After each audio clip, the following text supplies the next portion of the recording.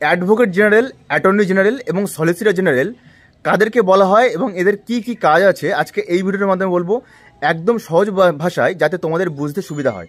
যারা law student আছে তাদের জন্য এই ভিডিওটা। তো সর্বপ্রথমে বলবো যে অ্যাডভোকেট জেনারেল কাদেরকে বলা হয়।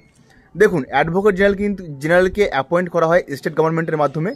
মানে স্টেট গভর্নমেন্ট এই অ্যাডভোকেট জেনারেলকে হায়ার করে, মানে অ্যাপয়েন্ট করে, এবং কোর্টে এই অ্যাডভোকেট জেনারেলকে, মানে যিনি আছেন ইনি কোর্টে স্টেট গভর্নমেন্টকে রিপ্রেজেন্ট করে। মানে ধরুন যে স্টেট গভর্নমেন্টের হয়ে যাবতীয় যা লিগাল বিষয় কিন্তু হ্যান্ডেল করেন এই অ্যাডভোকেট জেনারেল, এবং কোর্টে এই স্টেট গভর্নমেন্টকে রিপ্রেজেন্ট করে। মানে ধরুন লিগালিভাবে যত যা মানে স্টেট গভর্নমেন্টের মানে হয়ে কাজ করেন কিন্তু এই অ্যাডভোকেট জেনারেল। ঠিক সেম যদি আমরা বলতে যাই যে অ্যাটর্নি জেনারেল সম্পর্কে, ঠিক কিন্তু সেম। এই অ্যাটর্নি জেনারেলকে হায়ার করা হয়, মানে অ্যাপয়েন্ট করা হয় কিন্তু সেন্ট্রাল গভর্নমেন্টের মাধ্যমে। মানে সেন্ট্রাল গভর্নমেন্ট কিন্তু এই অ্যাটর্নি জেনারেলকে হায়ার করে থাকে, মানে অ্যাপয়েন্ট করে থাকে।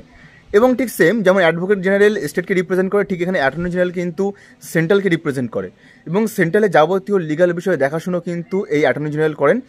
এবং মানে সেন্ট্রালকে রিপ্রেজেন্ট করে কিন্তু এই অ্যাটর্নি জেনারেল, মানে কোর্টে যাবতীয় যা মামলা বা লিগাল বিষয় যত যা হ্যান্ডেল করেন কিন্তু এই অ্যাটর্নি জেনারেল।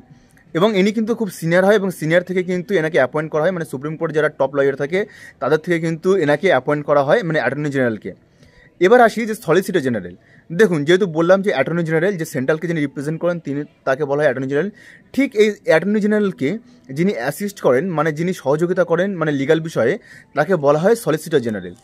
মানে অ্যাটর্নি জেনারেলকে যিনি সাহায্য করেন লিগাল বিষয়ে বা কোর্টকে রিপ্রেজেন্ট করতে, ঠিক ওনাকে যিনি সহযোগিতা করেন বা ওনাকে যিনি অ্যাসিস্ট করেন, মানে কাজে সহায়তা করেন, তাকে বলা হয় সলিসিটর জেনারেল। তাহলে কি গেল, অ্যাডভোকেট জেনারেল, অ্যাটর্নি জেনারেল এবং সলিসিটর জেনারেল। যিনি স্টেটকে রিপ্রেজেন্ট করে তাকে বলা হয় অ্যাডভোকেট জেনারেল। যিনি সেন্ট্রালকে রিপ্রেজেন্ট করা হয় তাকে বলা হয় অ্যাটর্নি জেনারেল। এবং এই অ্যাটর্নি জেনারেলকে যিনি অ্যাসিস্ট করেন, মানে যিনি সহযোগিতা করেন লিগাল বিষয়ে, তাকে বলা হয় সলিসিটর জেনারেল। তো তিনটে একদম চলে গেল একদম সহজ ভাষায়।